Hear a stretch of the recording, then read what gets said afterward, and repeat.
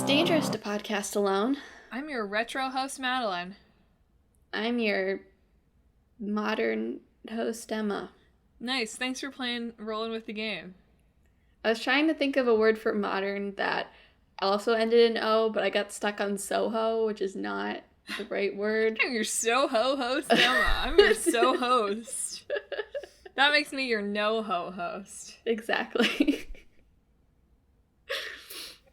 And yes, this is a side quest episode. We are currently on the rotation with me, where I get to pick a topic, so I know it's everybody's favorite episode in the 6-week rotation. It's true. Emma picks far better topics than I do. That's not true. I picked this topic because of what we talked about during your topic. Something that we didn't really quite have enough time to get around to, even though it was a little bit in our document.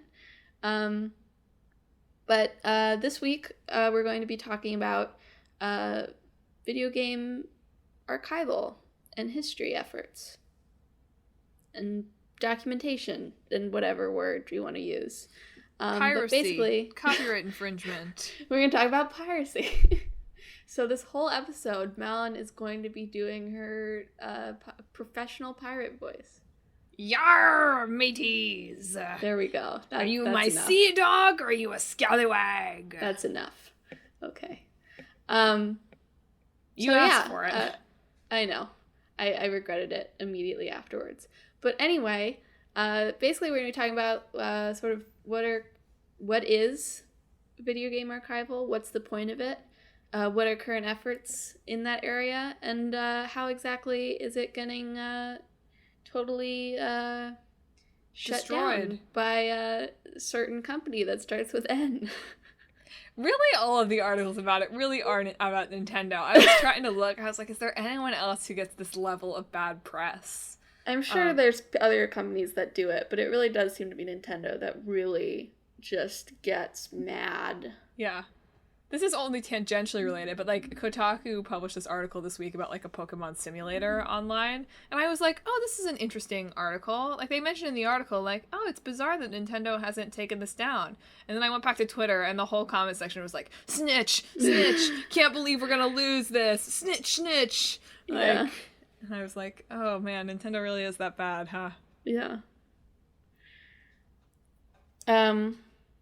So yeah, I got interested in this topic actually for my advanced writing class in college. So I took my last semester.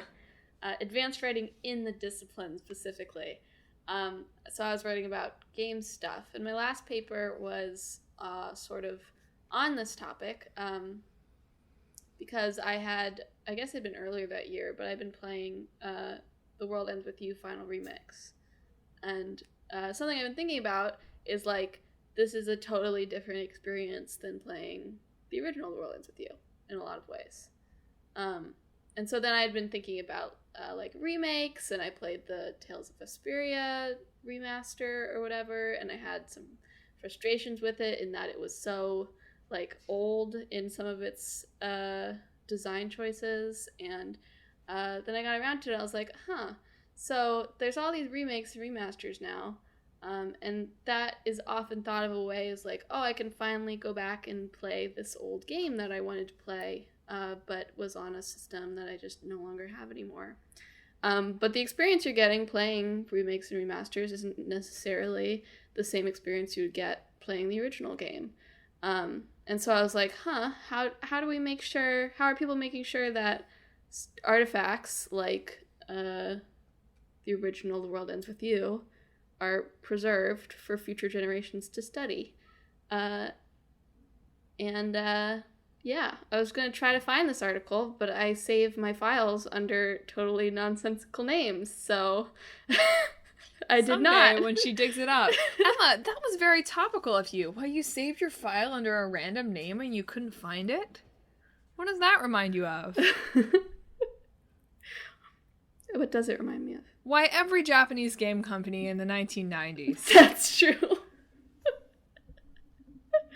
There are so many Japanese games. We talked about this with Panzer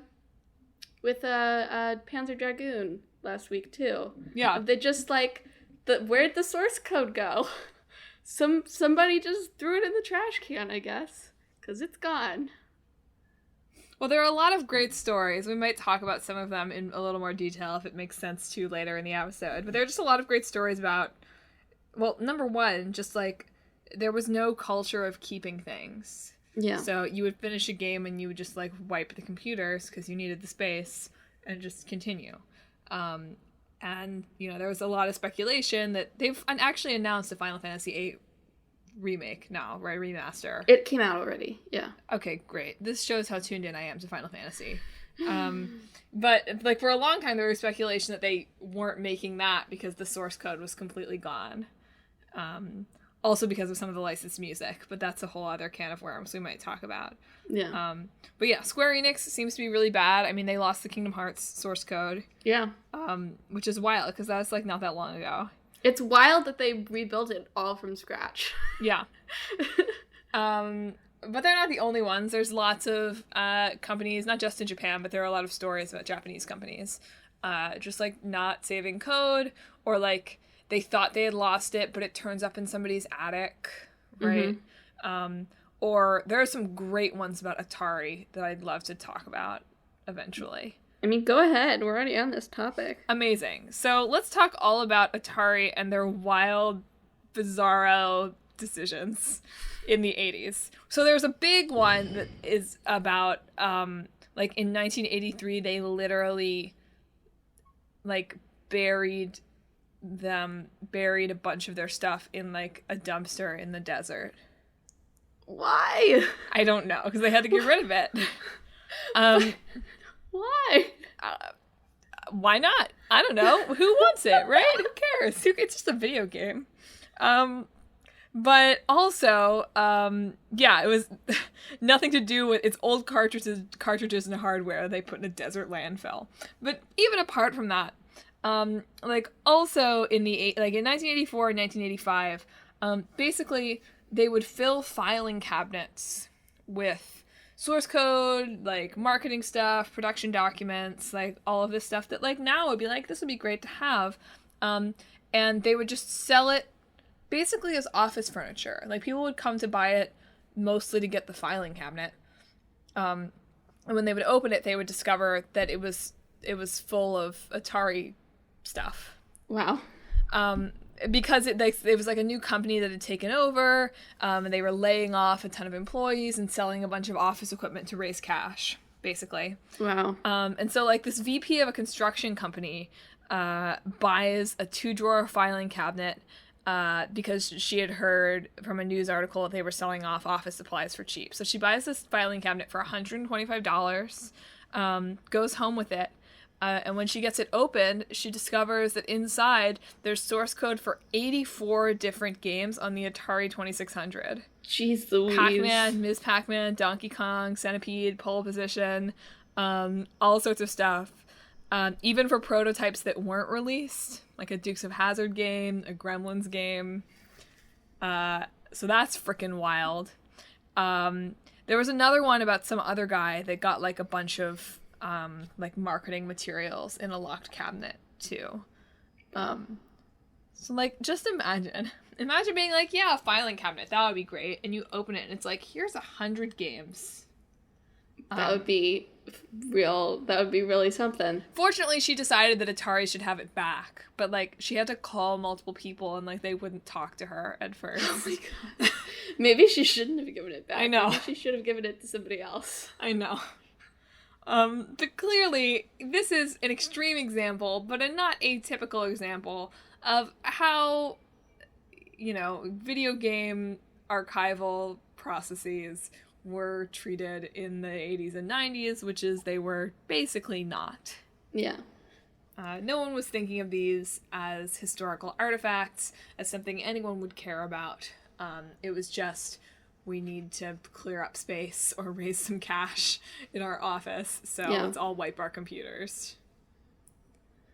I mean, I wonder if, like, stuff like movies had that same sort of attitude when they started movie making. I mean, it doesn't seem that way, just because, like, you can watch the first quote-unquote movie, like, anywhere.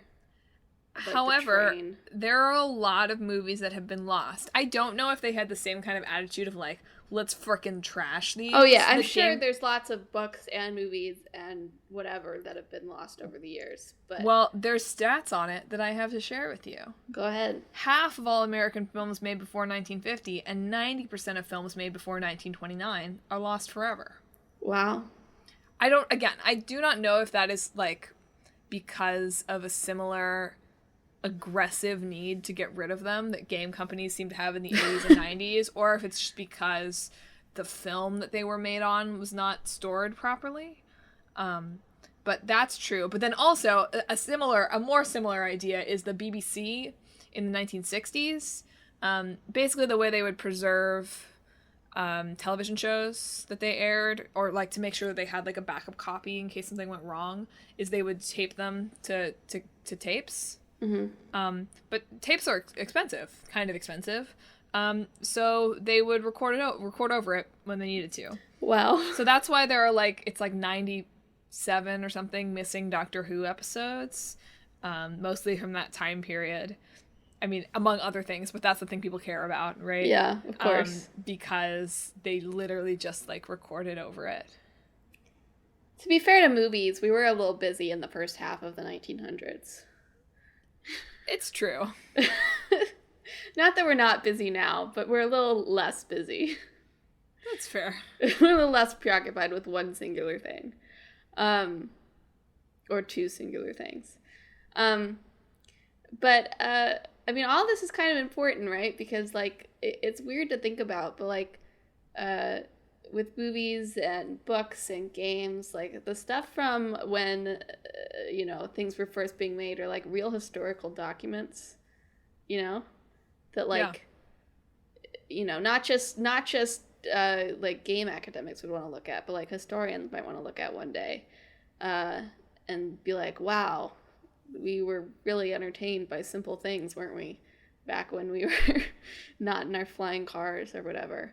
And so the fact that, like, there's such a kind of even now there's kind of like this cavalier attitude towards, preserving any sort of documents and stuff like that.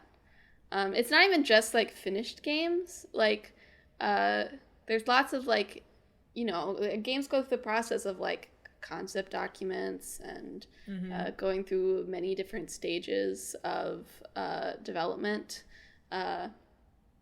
Like one of the famous ones is like, what was it? It was like an early version of like Mother 3 or like Earthbound 64, right? That was like the 3D version of Mother that like was like a demo and that's it. Like those sorts of things are like, they're like, they're things you can learn from. But either companies are very, they don't particularly care about saving things, or they really don't want anyone except people from the company looking at anything ever. Yeah, and that second one seems to be more of the problem these days. I was reading a series of articles that was, like, they sent surveys to a bunch of video game companies like 10 years ago, and they were all at least paying lip service to, keeping things in climate-controlled rooms and ripping the source code from the old stuff that they do have and that kind of thing. So it does seem like now there's a little bit more of an effort being made to not just, like I said, like, freaking trash stuff the second that the game ships. But there's definitely... I would not say there's as much of an effort being made to be generous with how that stuff might be preserved. Did you read about the ESRB and how completely anti-museum they are? Yeah. No, I read a little bit about that when I was writing my article. There wasn't really space for it. But yeah, they are, like, aggressively anti-museum. So, to get into this and this subject, it probably behooves us to talk a bit about emulation and about ROMs right now. Sure, I do. I just want to share, as we get into this, so one of the bigger preservation industries is just the Video Game History Foundation. And one of the founders went and gave a talk just this past GDC where he just like went up on stage and was like, "Hey, steal from your company, please." He was like, "Please just take a USB, download it, send it to us." Because they just very strongly believe that they're kind of like more academic documents than just like, things that should be protected and locked away. And they mostly collect ephemera around games, right? Is my understanding. They're not collecting like source code and stuff like that. Am I wrong? I don't know. That's what it seemed like on their website, is that they were more into like the promotional materials and the concept art and that kind of thing. Maybe, but he was very specifically encouraging them to steal source code, game code. We love that. And very pro-ROM too, which we can go into now. Emma, what's a ROM? So a ROM is what does it stand for? Read-only memory. Yes. So a ROM is basically just like the data of a game. I don't know really how it programmers works. So if you're here to get a programming understanding of ROM, you do not understand this show. Yeah. So basically just like they've ripped it from a disk and now it's a digital file, basically. Yeah. I think they can play either like on the intended system, or you can get something called an emulator, which is essentially like, generally you would put it on your computer, but I think you can also put emulators on other consoles because they're computers in the end. People use Raspberry Pis to host emulators, that kind of thing. So an emulator emulates a certain system, basically. So you can get like a PSP emulator, or as we talked about last time, like a Sega Saturn emulator. Although, like, depending on the system, there's better or worse emulators because they're easier or harder to emulate. But you can play these ROMs on emulators. And in a lot of cases, ROMs have been sort of a way to access games that aren't around anymore commercially. So, like, people either tracked down a copy or had an old copy or something. They ripped the data from it, made a ROM, and now you can play Panzer Dragoon Saga without going to a used game store and paying $600 for it or something. And having to acquire a Sega Saturn and hoping that your TV has the correct inputs, because TVs are different now than they were when the Sega Saturn was out, etc., etc., etc. Yes. Some people also use ROMs, like the way to do this theoretically is like if you want to play Mother 3, right? You first, if possible, give your money to Nintendo by importing a copy or whatever. If you're going to be really principled. Although Nintendo will hate you no matter what. So yeah. It's but good then if you get have a those ROM principles, of Mother 3 and download the translation patch. Because Mother 3 is one of those games that have just never been brought to the US. And so for people over here, that's really the only feasible way to play it, is with a ROM with a fan translation. So basically, people use them for other things too. People use them so that they don't have to buy games. But I don't think that's particularly widespread. But for a lot of people, ROMs are just a way to be like, hey, this game either isn't available where I live and I can't get it, or it just isn't available, period, because it's old and they don't support it anymore. And so you get to play those older games. It's also just an easy way to preserve games in general because there's no risk of like discs degrading or something like that. Or floppy disks deleting themselves. Yeah. Or or save batteries running dry. Yeah. It makes me wonder if our copies all this stuff has expiration dates. Although we have copies of Pokemon Gold and Silver, and it makes me wonder, it's like, would it run? Like if I our GBA games still run, at least. Well, but the Gold and Silver won't save though, because they have the time system. and when the battery runs dry, it can't track time anymore. Interesting. So those ones are pretty much dead. Like, they're pretty much done. They're pretty much dead. Yeah. Because that saved battery has, like, a max life of, like, 15 years. So they're pretty dead. Anyway, go on. I mean, that's pretty much what a ROM is. Yeah. So, notably, Nintendo comes down a lot of companies come down very strong in their language against, like, emulation in general. And notably, emulation is not illegal. No. There's actually a court case that went through this in detail. But to emulate a system is not illegal. The problem is that by creating the ROM, you're infringing on copyright with the game. It's not illegal for me to, like, turn my laptop into a PS1. Yeah. It's just, if you actually get a game and then play it on that's the part that's illegal. Exactly. If I created my own game meant to run on PS1 hardware, I could do that on an emulator, and that would be just fine. Yeah. And there's nothing wrong with me as a project being like, can I try to reverse engineer a Sega Saturn? Yeah. That's fine.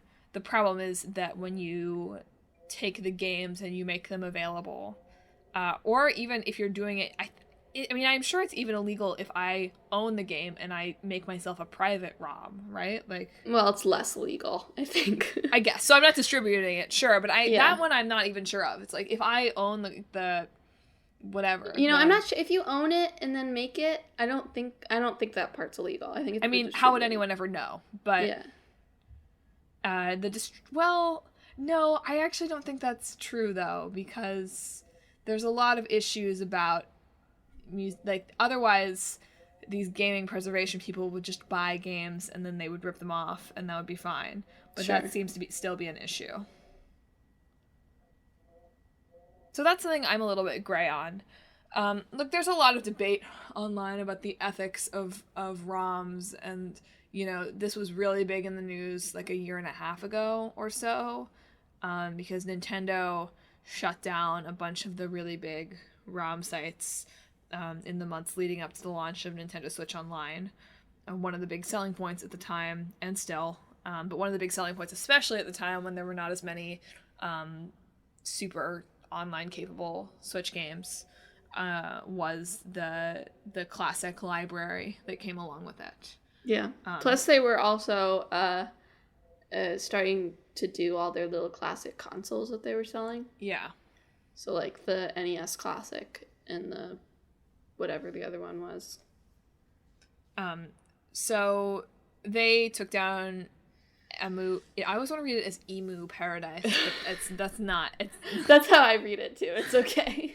And Love ROM and all of these sites, which had to shut down entirely. Which in some ways was especially a shame, because the Nintendo games that were hosted on those sites were just a fraction of all of the content. But because Nintendo came after them for millions of dollars, they had to shut down entirely. And most, if not all, of those Nintendo games were really ones that they weren't distributing. Or hadn't been distributing for a very long time. So, I don't want to get too much into the moral argument about piracy and whether piracy is theft and whatever, because I read so many comment sections on it, and I just think it's boring. Like, I just think it's boring. Like, it's like whatever your personal ethics are. Like, it's not particularly interesting to me to argue about whether piracy is super bad, because, like, regardless, it's illegal, and Nintendo is well within their rights to slap these things down whenever they feel like it. Sure. And honestly is obligated to slap these things down at least sometimes to protect their copyright and prove that they're, you know, defending their copyright. Sure. Not that Nintendo would ever really be at risk of losing copyright, but I'm sure that they have plenty of lawyers who are telling them every 6 months they should make a stink about something or another, just to make sure they're showing face in that way. But, like, as long as the law is such that these kinds of sites or these kinds of projects can be just destroyed willy-nilly, the argument about whether using them is bad or good or fine or gray or whatever it is, it's just like, okay, great, like, fun, let's have that, like, fun, stupid little argument. But obviously this is not a sustainable way to preserve games. Yeah. We won't get into it, but my personal belief is that you should try every way to get it legally. And if the only way to get it legally isn't supporting the people who made it anyway, then... And that's the classic argument, right? Like. The traditional argument for ROMs is like, okay, they're preserving history, they're making games available that wouldn't be available, right? That they're not taking away any money because these games aren't available in a way that you could support the developers anyway. Yeah. Which, like, again, fine. Like, this is a totally good argument. I buy it mostly, right? I think plenty of people are telling themselves that and not really going to that much of an effort, but like that's whatever, it doesn't matter, like I don't care. There's plenty of evidence that piracy doesn't actually hurt sales in anything but movies. So okay, but even putting that debate aside, I just think, especially if we're talking about video game history and not just like access and that kind of thing, that obviously the current system of people making illegal pirated copies available online, even if what they're doing is good and is helping expose people to games, is not a sustainable way to be preserving the history of games. Sure. I mean, the more sustainable way is just for these actual corporations to be supportive of it. Like, that's my issue with Nintendo in a lot of ways. Is like, they're spending all this effort to shut down these companies, but there's all these games that they haven't given to anyone, that aren't available anywhere, that are just sitting in a closet somewhere in some subfolder of a computer that, like, I don't know, they don't have to make it publicly available, just like send it to a museum or something. Did you see the article that I put in our notes about which one, Malin? I know, a lot of them. I was going to explain about how maybe it looks likely that Nintendo used a like illegal ROM for a release of Super Mario Brothers. I know, that's so funny. I mean, the video was like, look, probably what happened is they outsourced this to a contractor, and like the contractor asked for the source code and it was like slow getting back to them, so they ripped it from somewhere. But still, it's like, yikes. Yeah, it's a little yikes. Yeah, the amount that the industry is resistant to museums doing this is shocking to me. Yeah, tell us a little bit about the ESRB stuff. Yeah, so basically, there's been like this, and this is sort of recently, the ESRB and the ESA basically have said, well, one, they're like, okay, preserving old games is illegal because it's hacking, right? Yeah. That's what, but there's this, like, basically the DMCA, which is the Digital Millennium Copyright Act, like, prevents anyone from legally modifying games, basically, to keep them playable after they've been shut down for some reason, especially online games. And so these, like, museums and scholars are petitioning, like, can we have some kind of an exception that's written into law that's lets academics, lets museums, lets archivists have an exemption from this section of the law so that they can preserve these games for museum purposes. However, like the ESA, along with like the movie board and like all of these other companies have been like, basically like, we're already doing this. And it's like, no, you're not. No, you're not. Like, please don't lie.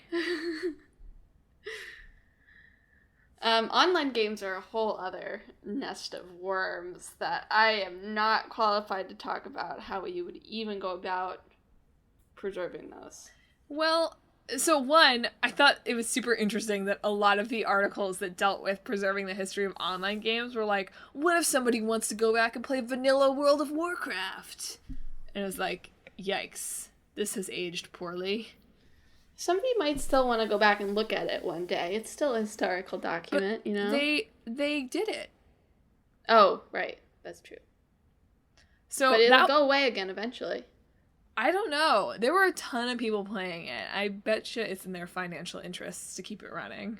I'm saying 50 years from now, it'll be gone. Fine. Fair.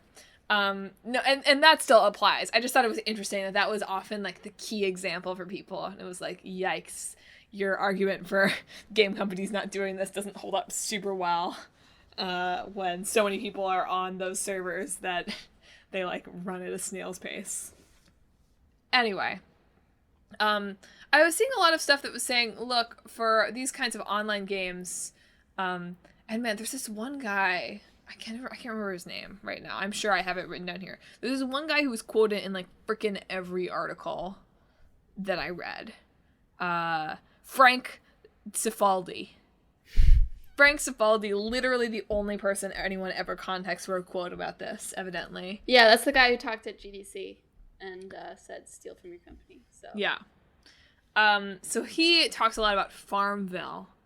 And how a game like Farmville, that is an online game that changed over time, that it's not like giving the source code in any one moment will capture what Farmville was. Yeah. So I think with these kinds of online games, it is of course much harder. But a lot of the stuff I was reading was suggesting, you know what, like that's why it's so important that we be not just interested in game history, but also in gameplay history.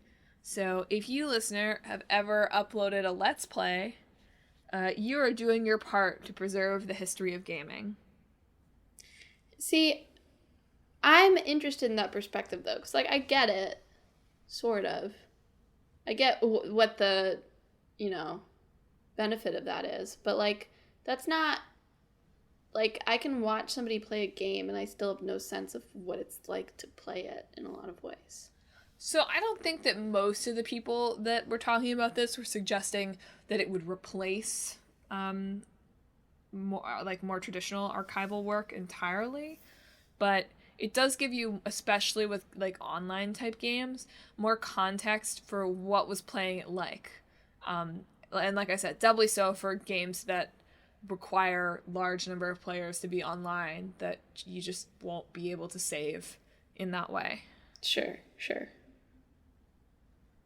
But also because that's important stuff. You were talking about, with a remake, right?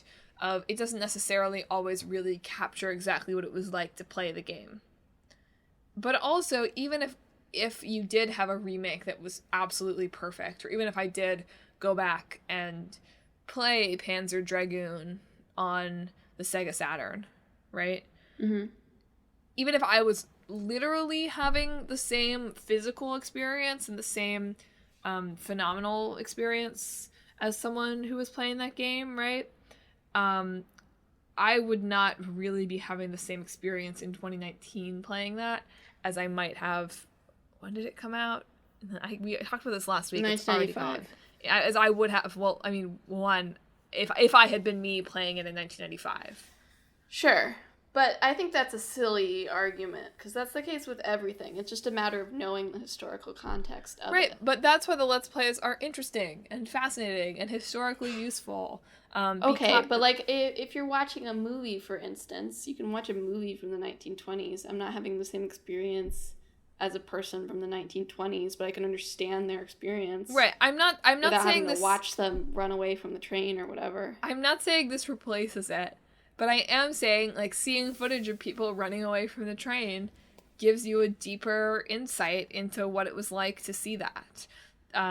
In the same way as seeing if there was footage of somebody playing frickin' Tetris back when it came out in the 80s, you would have a better sense of, like, what was that like then.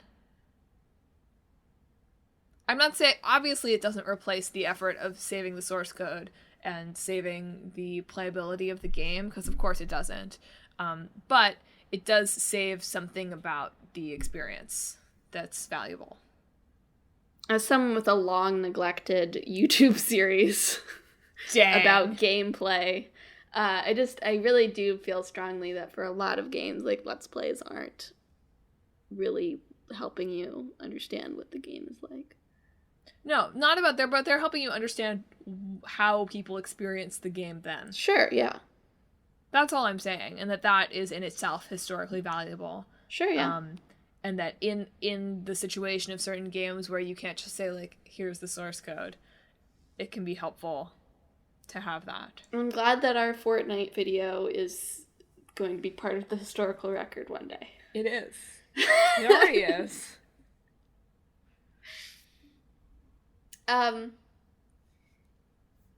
Yeah, I like, for remakes, I have mixed feelings about it. This is a little off topic, but I watched a Lindsay Ellis video that's about Disney's remakes and how they're quote unquote like woke now, sure, or whatever. In that a lot of the remakes are addressing like sort of imaginary issues of like, oh, Belle isn't just literate, she can invent things and teach everybody else to read, and she's a strong independent woman or whatever. And also like ignoring real issues that their movies had, like the crows in Dumbo, like right. Just they aren't there in the live action movie. They aren't addressed at all. They aren't remedied. They're just erased from it. So in a lot of ways, it feels like Disney is using these remakes as a way to like redo things and also like ignore things that were there in their in the past when people made things that were kind of racist.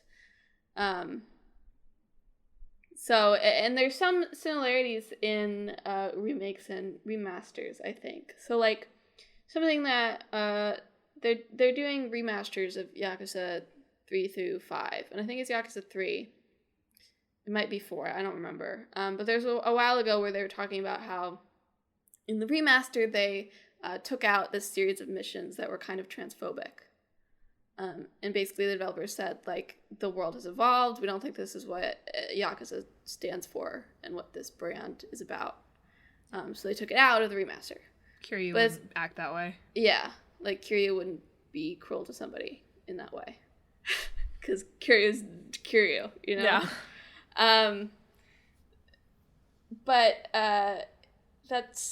That's great, I think. I think that's really great when companies take the chance to remedy issues in older games when they re-release them. But at the same time, like, that's not something you just, like, pretend never happened, right? And that's not necessarily in this case because they came out and talked about it and addressed it. But in a lot of cases, they might just try to be like, hey, that didn't happen. Mm-hmm. You know? And even in smaller ways of, like, I'm sure that my original memories of playing the first Kingdom Hearts has been totally subsumed by the PlayStation 3 version. I'm not, like, there's differences between the two, and, like, I'm aware that, like, the colors are different, but most of my memories are from this newer version, not the older version. But, like, both of them are pieces of history, right? Yeah. Like, they're distinct games that show where we were at a certain time versus where we were when the remaster came out. So when you just, like, rely on remakes and remasters in some ways to gain access to older games, you sort of give the chance for, like, the original version of that game to be entirely subsumed by the new version, yeah. Which I don't think is a great way of doing things. And on a smaller scale, and I want to come back to a larger discussion of remakes and remasters, because obviously this is a huge thing, huge trend in the industry right now, but even just the development of automatic patches changes how gaming history can happen. So it used to be, right, all that needed to happen was somebody referred to it as, like, accidental attic archiving or something, basically, which is pretty much what it sounds like. It's like, I bet, like, somebody puts a console away in their attic at some point. Somebody, like, puts the game on the shelf, right? And all that needs to happen is somebody has that piece of physical media somewhere. And granted, you know, it gets harder and harder to find things that can read that, and it gets harder, you know, over time, those things will degrade. Mm-hmm. But it's relatively easy to archive physical media, assuming that companies are open to it and you have the hardware. Like, all of that stuff still exists at this point. So if people were not terrible hoarders of their collectibles, and if companies were more open to this kind of archiving, theoretically, this wouldn't be a horribly difficult process. Yeah. What becomes difficult in the age of digital games is finding those pieces, those artifacts. Right. Right? Like, if you want to see a game before it downloads the automatic patch, you have to hope somebody unplugged their PlayStation at some point and put it in the closet before that patch happened. Yeah. Or if you want to get access to a game that's been pulled from a digital storefront, which is something I feel like I've read a fair number of stories about lately, you have to hope that somebody has it on a console somewhere. Well, like Telltale, right? Right, so like the Telltale games, like I've seen a lot of stuff about PT lately, which I had never heard of. But... PT is the Silent Hill demo that Kojima made. Right. So that, for example, apparently people will pay like hundreds and hundreds of dollars for systems that have that on it, because there's no other way to get it than to have a system that happened to download it and somebody is willing to sell. Mm-hmm. Or, you know, with the Wii store basically shutting down all of those games, it's like you have to hope somebody has them on something somewhere. Archiving becomes that much more difficult when everything is digital. Right. And I was also seeing some interesting stuff about, you know, what is the legality of the fact that you're not really allowed to resell a digital game. Yeah. Right? Like, obviously, if you buy a disc, I can take it to GameStop and they can pay me 50 cents for it. That's generous. I know. Well, I've been hoarding this bonus copy of Super Mario Odyssey I got. I really need to take it in. We took a bunch of discs in. I think one of them got like $3 and the rest of them were worthless. Dope. Nice. I don't remember which one was the $3 one. Sweet.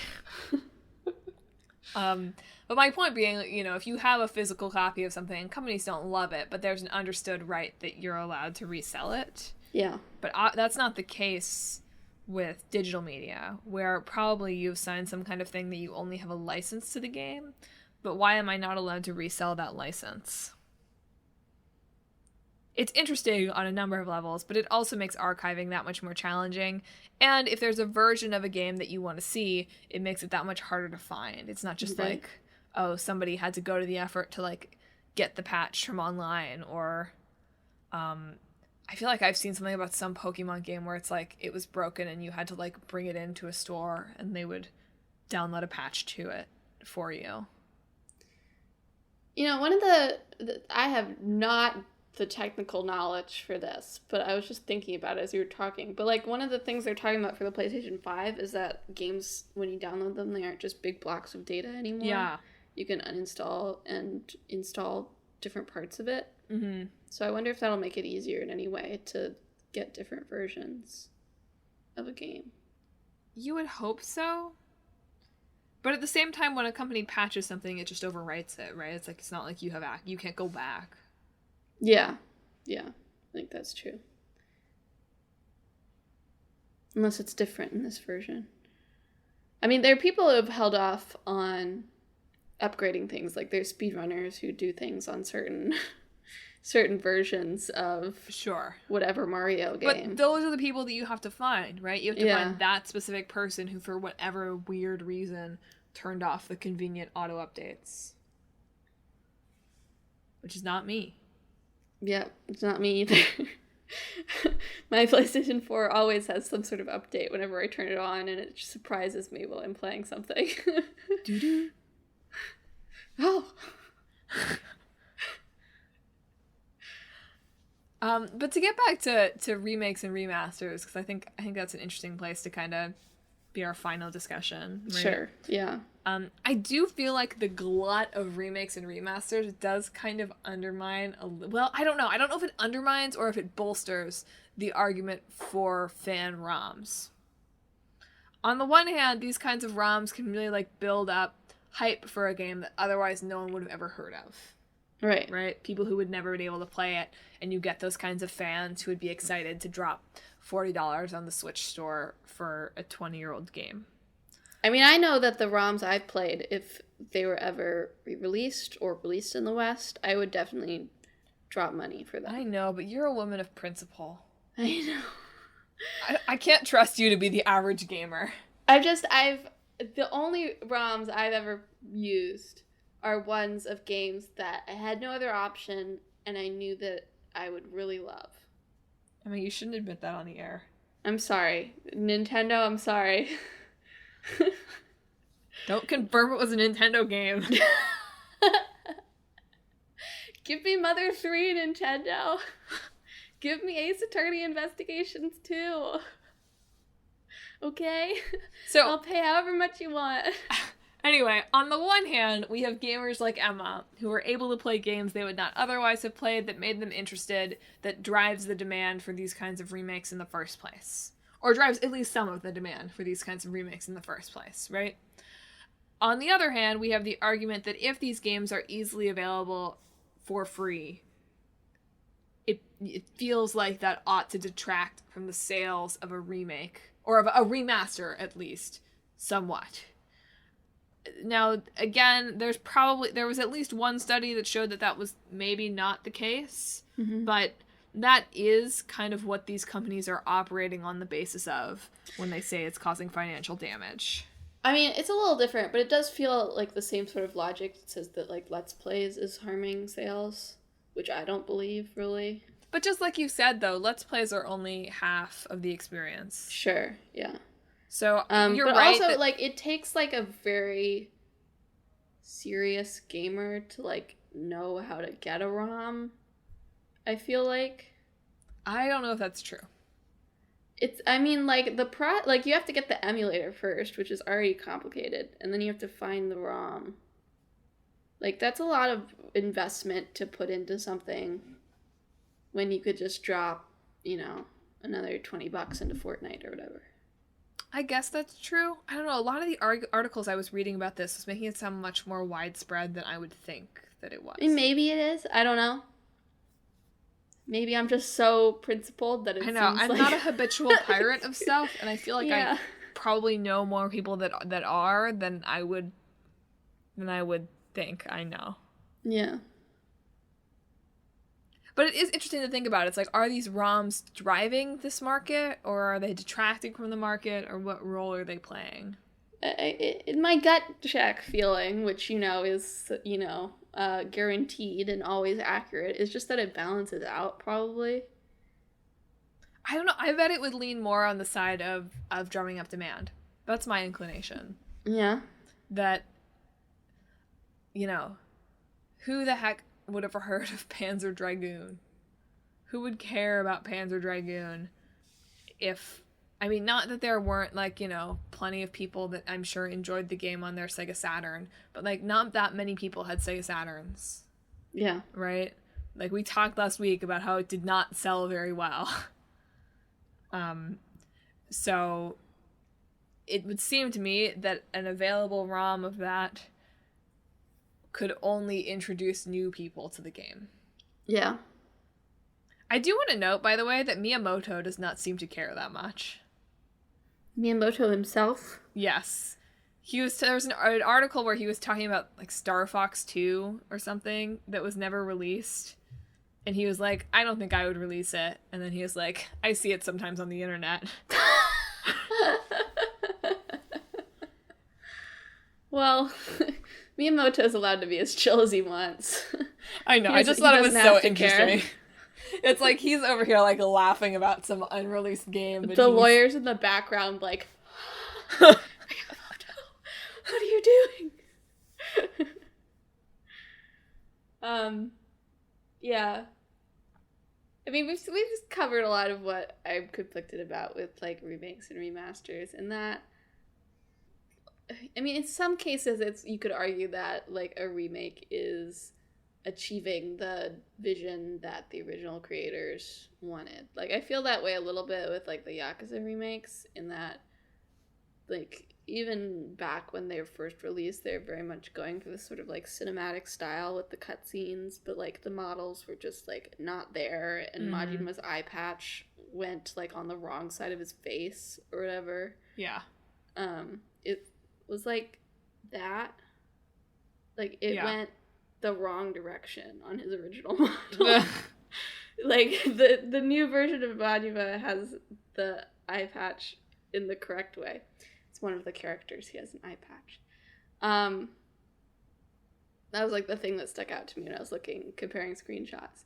But in other cases, it's like, if you move it from one system to the other, it's a very different experience, especially with Nintendo games. Like, the DS is such, like, a distinctive kind of system, you know? And the Switch.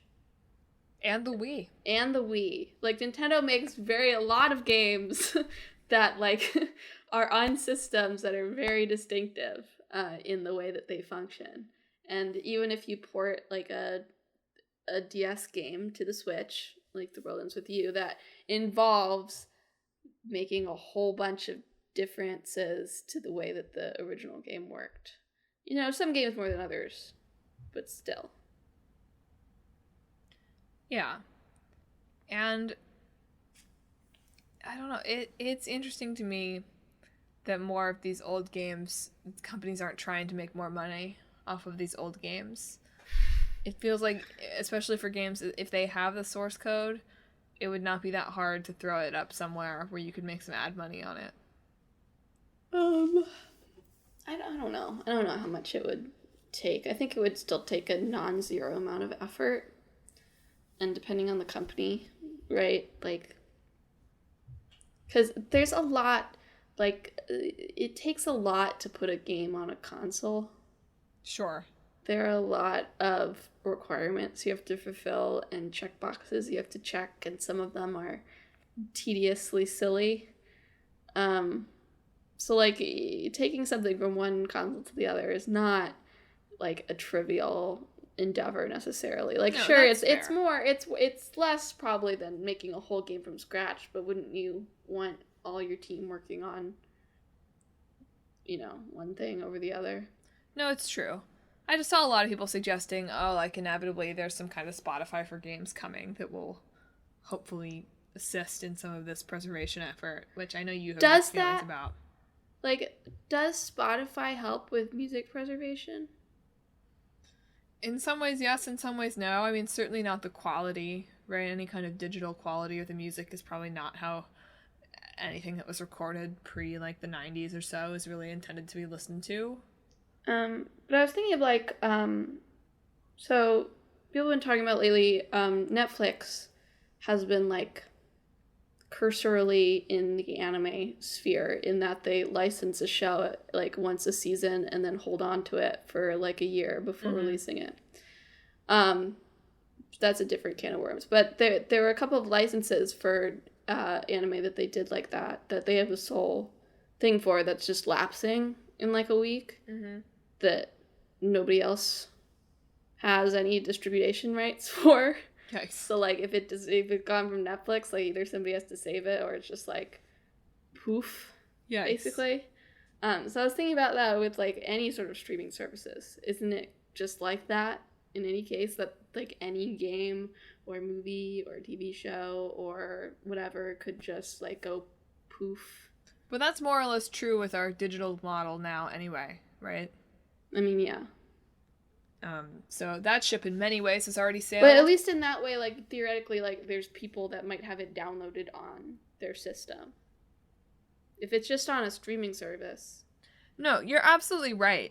I'm more talking about in terms of it's just on the Stadia. God, the Stadia. The negative latency. I'm more talking about the possibility of making these games available to people.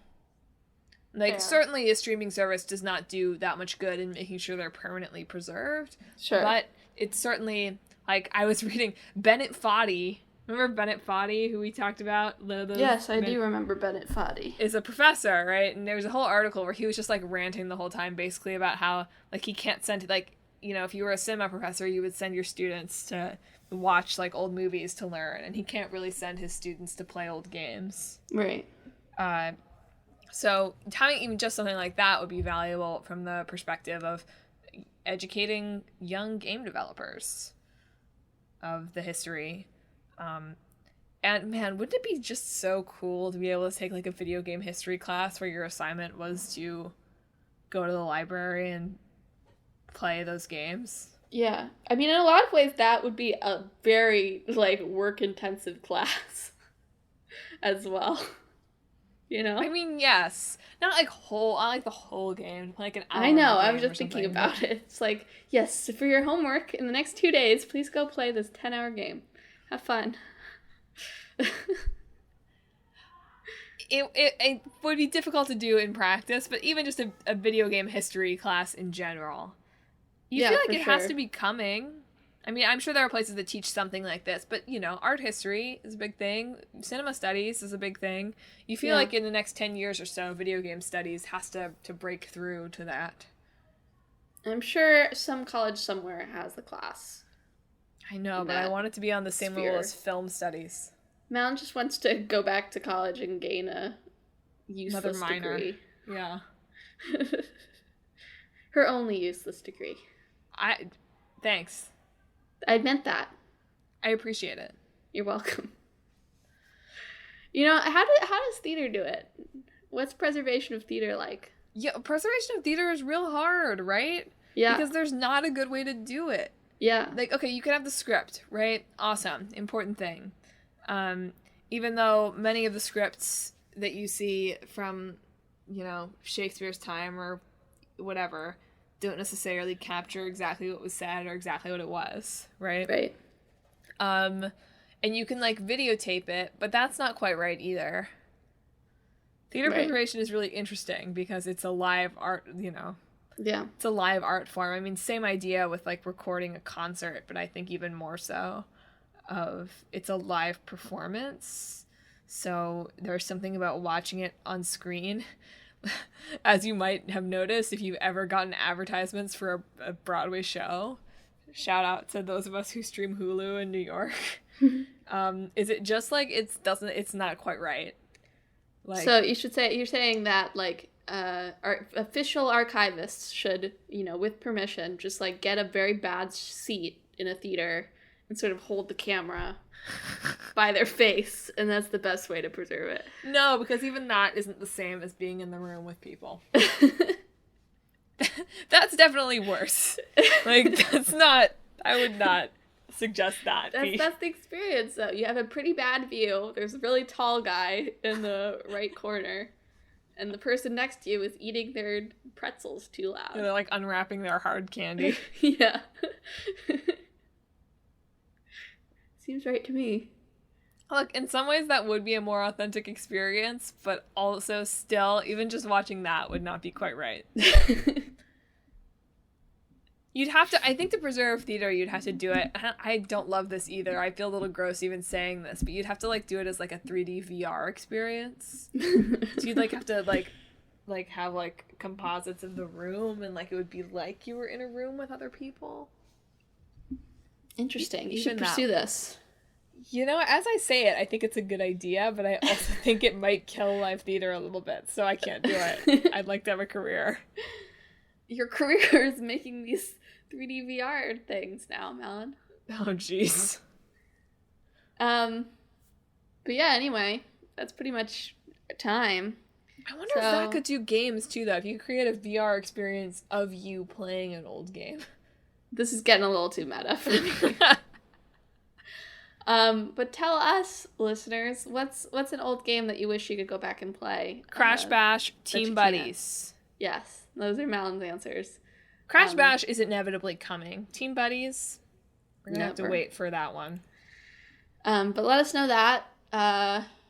What do you think about ROMs? What do you think about remakes? What games would you put in a museum to be displayed? What's your inane take on piracy and whether it's good or bad? Yes. Tell us your tired opinion on that. Madelyn promises to comment on it with the sleepy emoji. No matter what it is, I've read 20 comments expressing the exact same sentiment. Even if it's new and fresh and totally original, Madelyn will just comment with the sleepy emoji. Tell us why Mother has never come here. Tell us. God, that was dark, Madelyn. Tell us what licensed music has stolen from you. I've been playing the Somnium Files, and there's just a moment in it where somebody just sings Happy Birthday and says, you know, that song used to be copyrighted. And now I can sing it whatever I want.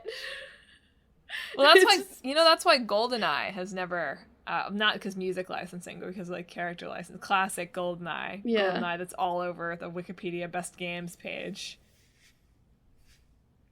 And that's why we'll probably never get Disney Extreme Skate Adventure. Oh man, that's the game I want to play. Next time we're talking about some gamies. I was about to say Anthem, but we already talked about Anthem. Yes, we're talking about Sea of Solitude and Blade Runner. Solitary Blade. I remember. Sea of Blades. Sea of Blades. So look forward to that next week. And Madelyn, do you wanna sign us off? I hope that this week you steal something from your place of employment. No, don't do it.